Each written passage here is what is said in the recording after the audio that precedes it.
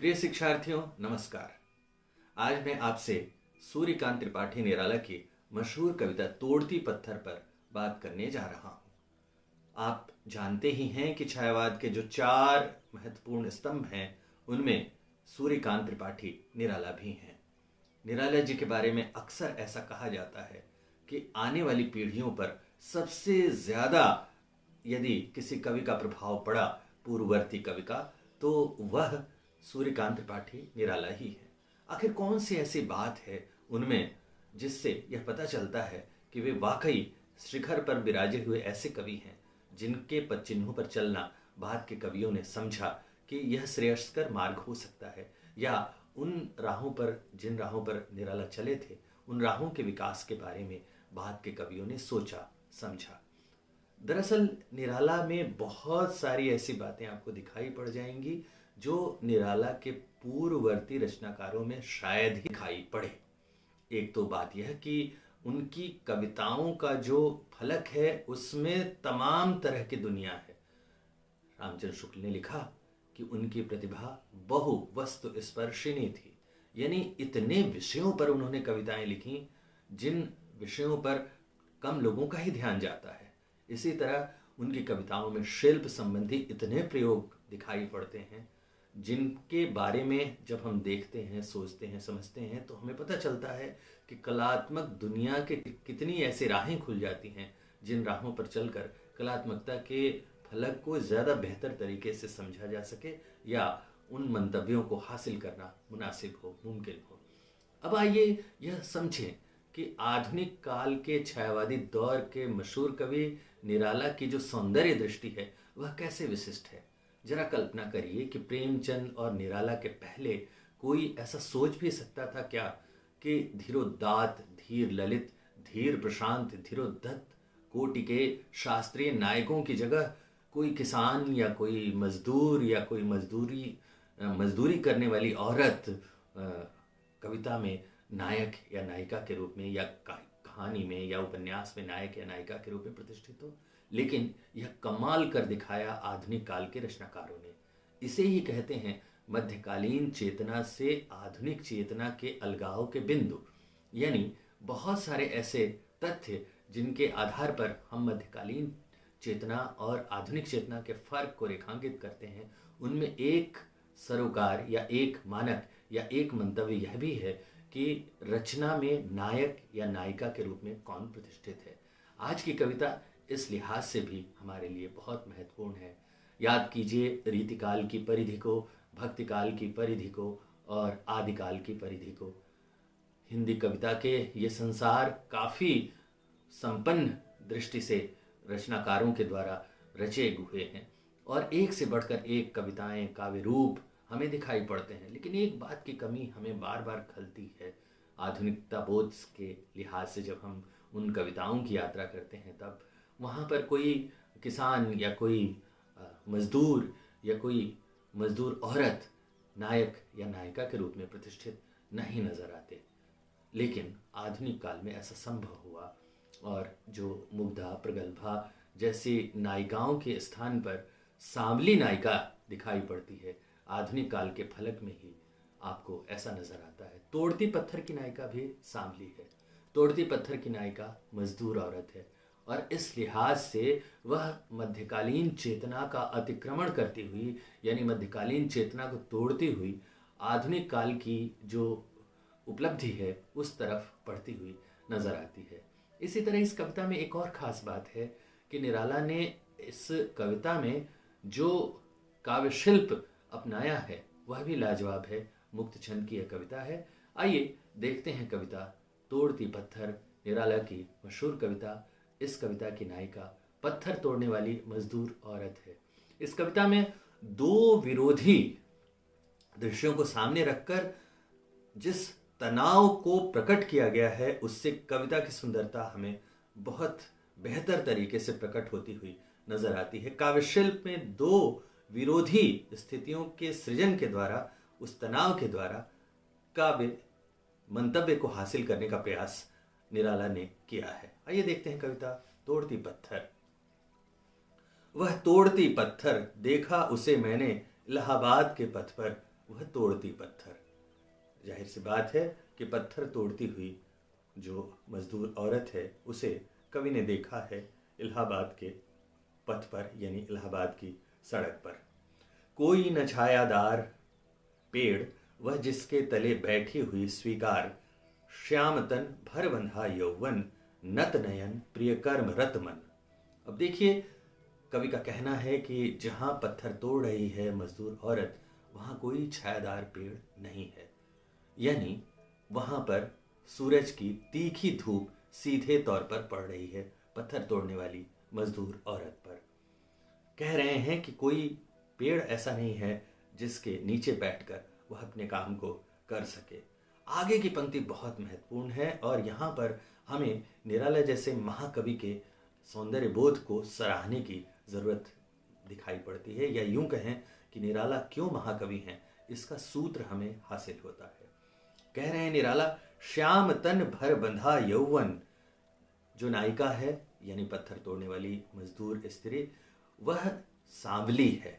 उसके आगे लिख रहे हैं भर बंधा यौवन, सांवला शरीर। गोरी नायिकाओं की एक पूरी परिपाटी के बीच सांवले रंग की नायिका हमें आती हुई नजर आती है और हिंदी साहित्य में सौंदर्य चेतना के विकास का यह एक नया रूप हमें नजर आता है, या यूं कहें कि सौंदर्य चेतना की परिधि हमें विकसित होती हुई नजर आती है। केवल गोरी नायिका ही सुंदर नहीं है, सांवली नायिका की उपस्थिति देख रहे हैं निराला। वह पत्थर तोड़ने वाली मजदूर औरत का रंग सांवला है। प्रेमचंद ने लिखा था साहित्य का उद्देश्य प्रगतिशीलता नाम के निबंध में। उन्होंने इस बात पर अफसोस जाहिर किया था कि पुराने ढंग के जो रचनाकार हैं उनकी जो निगाहें हैं वे प्रायः अंतःपुर और रनिवासों तक ही रहीं। और प्रेमचंद यह भी बताते हैं कि पुराने ढंग के जो रचनाकार हैं वे सोच भी नहीं सकते थे कि पैर फटी हुई बेवाइयों या कोई जो श्रमिक है या कोई जो मजदूर है उसकी दुनिया भी खूबसूरत हो सकती है, उसकी दुनिया भी सुंदर हो सकती है।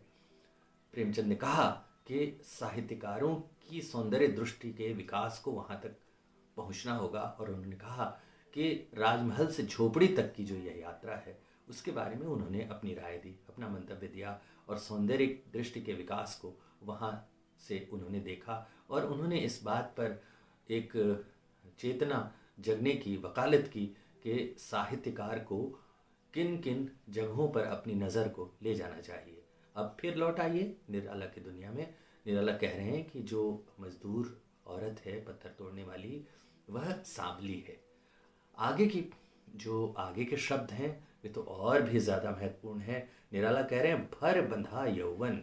वह युवती है, यानी उसमें यौवन के सारे जो रूप हैं वे नज़र आ रहे हैं, यानी यौवन की जो सुंदरता है वह बेहद खूबसूरत तरीके से उस स्त्री में प्रकट है। लेकिन निराला जैसे सजग कवि की आंखों ने देखा है, इसलिए निराला कह रहे हैं कि भर बंधा यौवन।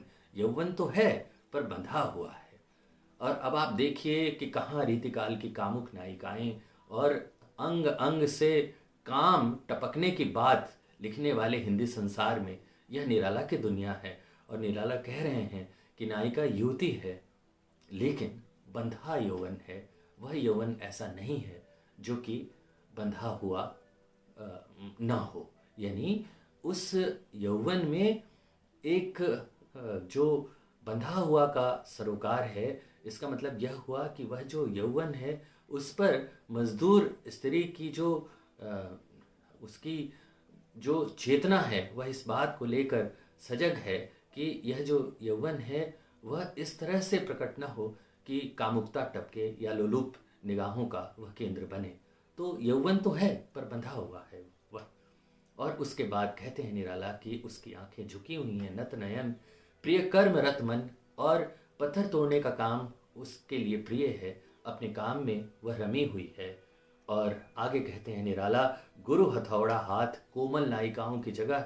वे कह रहे हैं कि यह जो मजदूर औरत है, अवान्तर से यह जो मजदूर औरत है वह कोमल नायिकाओं की या कोमल हाथों वाली नायिकाओं की दुनिया से बिल्कुल अलग है। उसके हाथ में गुरु हथौड़ा है, यानी भारी हथौड़ा है। और करती बार बार प्रहार, जिससे वह पत्थर पर प्रहार कर रही है। सामने तरुमालिका अट्टालिका प्राकार, और सामने गगनचुंबी इमारत है। और आगे निराला कह रहे हैं कि चढ़ रही है धूप, यानी जो सुबह का सूरज था अब दोपहर की तरफ बढ़ रहा है और धूप बहुत तीखी हो रही है। और जेठ की तपती दोपहरी के धूप को आप लोगों ने देखा होगा कि किस तरह से वह धूप जानलेवा होती है और किस तरह से उस धूप में काम करना कितना मुश्किल काम होता है। गर्मियों के दिन दीवा का तमतमाता रूप, उठी झुलसाती हुई लू, रुई जो जलती हुई भू। कह रहे हैं कि वे गर्मियों के दिन थे और दिन का जो रूप था वह तमतमाया हुआ था। तमतमाए हुए शब्द का प्रयोग निराला जैसे समर्थ कवि ही कर सकते हैं। क्रोध का जो तमतमाता हुआ रूप है, यानी दिन के सूरज का जो प्रखर रूप है वह तमतमाए हुए रूप में नजर आ रहा था। और उठी झुलसाती हुई लू, और उसी समय लू भी उठ रही थी, जैसे बदन को झुलसाने वाली लू। रुई जो जलती हुई भू, और जैसे रुई का फाहा जल जाए उसी तरह पूरी पृथ्वी उस गर्मी के दिन में, उस जेठ के दिन में वहाँ पर जलती हुई लग रही थी। गर्द चिंगी छा गई प्रायः हुई दोपहर, वह तोड़ती पत्थर, वह पत्थर तोड़ रही थी और लगभग दोपहर हो चुका था। आगे कह रहे हैं देखते देखा, जब कवि ने उसकी ओर देखा तब उसकी निगाहें, यानी पत्थर तोड़ने वाली मजदूर औरत की नज़र भी उठी कवि की तरफ। मुझे तो एक बार उस भवन की ओर देखा छिन्न तार, और फिर एक नज़र से उसने कवि को देखा और उसी नज़र से फिर दूसरी तरफ उसने भवन को देखा। देख कर कोई नहीं देखा मुझे उस दृष्टि से, जो मार खा रोई नहीं। अब आप देखिए कि जो कवि की नज़र उस मजदूर औरत पर गई तो कवि की आंखों में करुणा थी। मजदूर औरत ने उस करुणा के भाव को समझा था और बिना कहे कविता यह कह देती है कि मजदूर औरत के जीवन में जो दुख है, मजदूर औरत के जीवन में जो तकलीफें हैं, उसका कारण कौन है? वही तरुमालिका अट्टालिका प्राकार। कवि की संवेदनशील आंखों की ओर नायिका ने देखा और फिर उस अट्टालिका प्राकार की ओर, यानी उस बहुमंजिली इमारत की तरफ देखा। कविता दो विरोधी स्थितियों को सामने रखती है। एक तपती हुई दोपहरी जिसमें नायिका पत्थर तोड़ रही है, और दूसरी तरफ उस गगनचुंबी इमारत में रहने वाले लोग। और कविता कह देती है बिना कहे कि दरअसल जो दुनिया में दुख है, तकलीफ है, वह इसलिए है कि दुनिया के संसाधनों पर कुछ लोगों ने कब्जा जमा लिया है और ज़्यादातर लोग, यानी दुनिया की बड़ी आबादी, इस धन संचय के कारण तकलीफ में पड़ रही है। देखा मुझे उस दृष्टि से, जो मार खा रोई नहीं, सजा सहज सितार। और उसकी जो नायिका है उसे किसी बात का पछतावा नहीं है। उसके जीवन में दुख है, तकलीफ है, पर उसके जीवन में पलायन नहीं है, संघर्ष है। निराला जैसे कवि ही इस बात को इंगित कर सकते थे कि पत्थर तोड़ने वाली मजदूर औरत के जीवन में दुख है, वह मार खाई हुई है पर रो नहीं रही है। उसके मन में जो संकल्प है वह बहुत महत्वपूर्ण है। और निराला कहते हैं सुनी मैंने वह नहीं जो थी सुनी झनकार।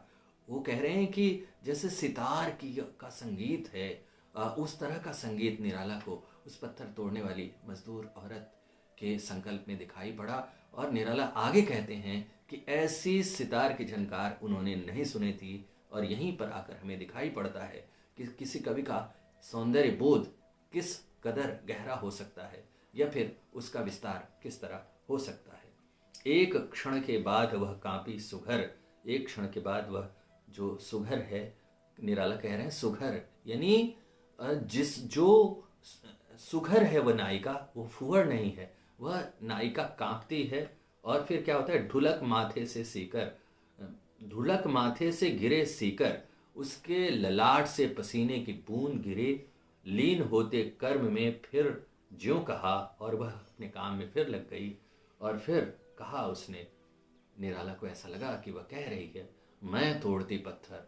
और यहीं कविता खत्म होती है। और यह जो मैं है, यह जो मैं का बोध है, वह आत्मविश्वास से लबरेज है, आत्मविश्वास से अपने कर्म के गौरव से, आत्मविश्वास से भरा हुआ यह जो रूप है नायिका का, वह अतुल्य है।